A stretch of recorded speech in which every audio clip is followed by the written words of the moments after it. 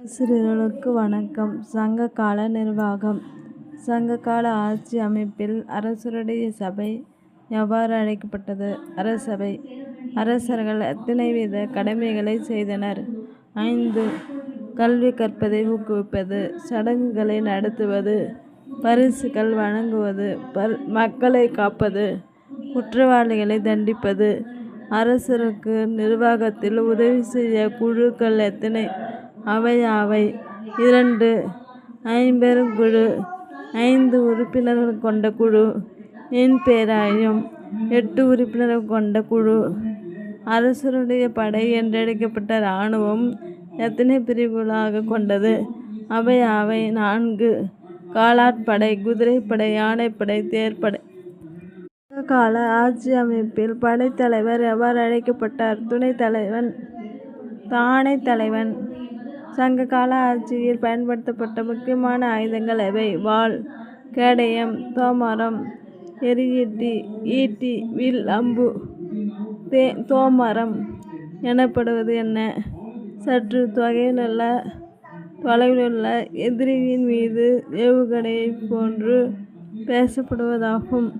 ஆயுதங்கள் வைக்கப்பட்டிருந்த இடம் எவ்வாறு அழைக்கப்பட்டது? படைக்கோட்டில். சங்ககால ஆட்சி அமைப்பு யார் இறுதியாக மேல்முறையீட்டு நீதிமன்றம் ஆவார்? அரசர். சங்ககால ஆட்சி அமைப்பில் தலைநகரில் நீதிமன்றம் எவ்வாறு அழைக்கப்பட்டது? அவை. கிராமங்களில் மன்றங்கள் என்பவை தீர்ப்பு வழங்கப்படும் இடங்களாயின. எந்த வழக்குகளில் பின்பற்றப்பட்ட விதிமுறையின்படி நாகப்பாம்பு இருக்கும்? ஒரு பானைக்குள் வாதி தனது கையை நுழைக்க வேண்டும். உரிமையியல் வழக்குகளில். சிவில். எந்த வழக்குகளில் மரண தண்டனை வழங்கப்பட்டது? திருட்டு குற்றங்களுக்காக வழங்கப்பட்ட தண்டனைகள் யாவை? தலையை சீவுதல், உடல் உறுப்புகளை துண்டித்தல், சித்திரவதை செய்வது, சிறையில் அடைப்பது, அபராதம் விதிப்பது. ஒட்டுமொத்த ஆட்சி பகுதியும் எவ்வாறு அழைக்கப்பட்டது? மண்டலம். ஒட்டுமொத்த ஆட்சி பகுதியின் பிரிவுகளை கூறுக. மண்டலம். நாடு, கூற்றங்கள், ஊர், மூதூர், பேரூர், சிற்றூர்.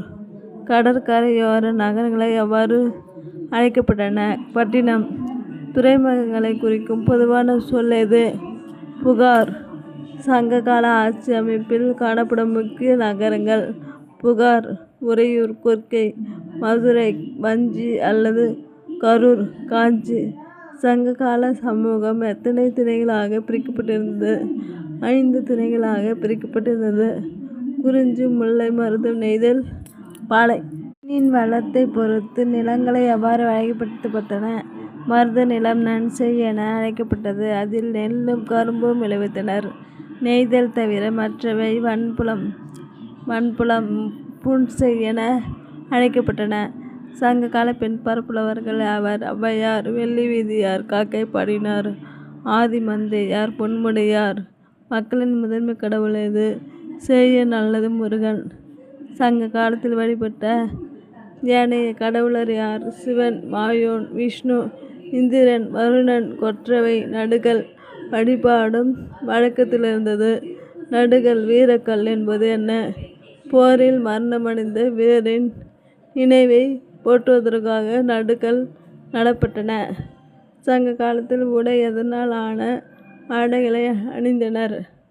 மஸ்லின், பட்டு மற்றும் நேர்த்தியான பருத்தி இழை துணிகள். பொருளாதார வசதிமிக்க மக்கள், சாதாரண மக்கள் பருத்தியிலான 2 துண்டுகளாக ஆடைகளை அணிந்தனர்.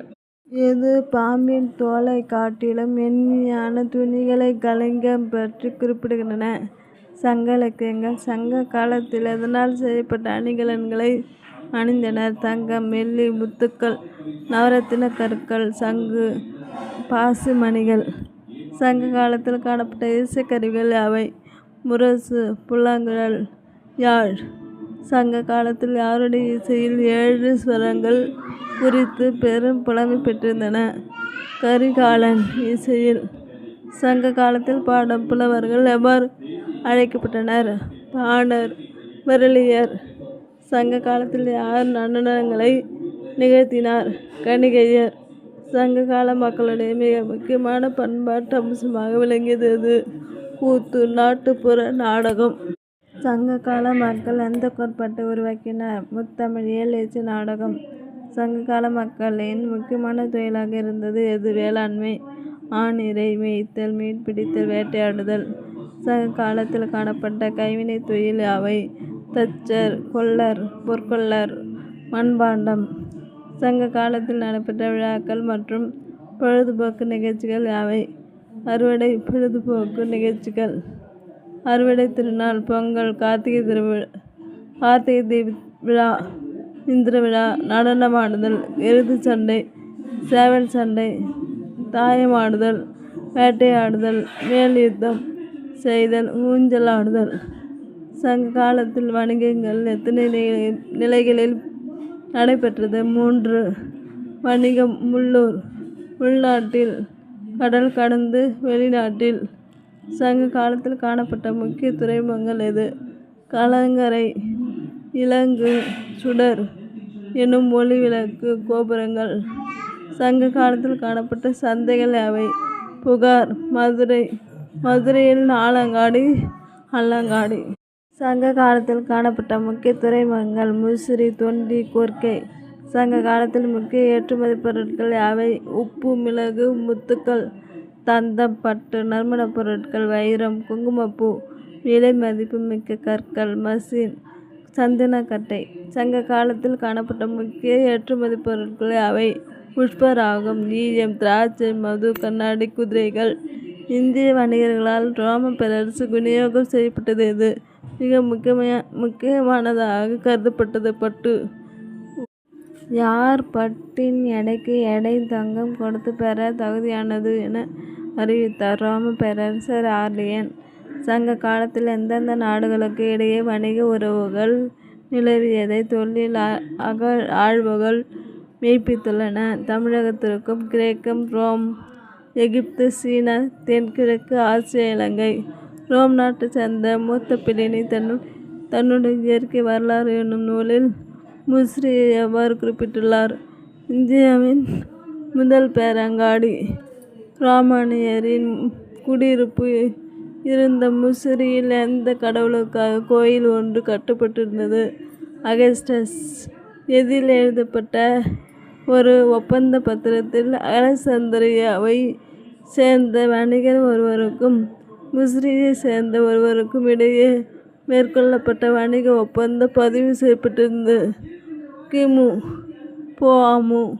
2ஆம் நூற்றாண்டை சேர்ந்த பாப்ரஸ் இலையில்.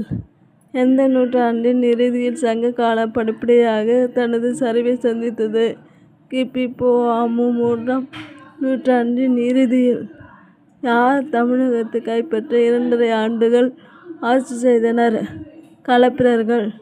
களப்பிரர்கள் ஆட்சி குறித்து கூறும் இலக்கிய சான்றுகள் யாவை? இலக்கிய சான்றுகள். தமிழ் நாவலர் சரிதை, யாப்பருங்கலம், பெரிய புராணம். ஆருடைய ஆட்சி காலத்தில் சிவகசிந்தாமணி, குண்டலகேசி எழுதப்பட்டது? களப்பிரர்கள். எந்த மொழிகளின் அறிமுகத்தால் களப்பிரர்கள் காலத்தில் வட்டெழுத்து என்னும் புதிய எழுத்து முறை உருவானது? சமஸ்கிருதம், பிராகிருதம். தேங்க்யூ. Subscribe TNPSC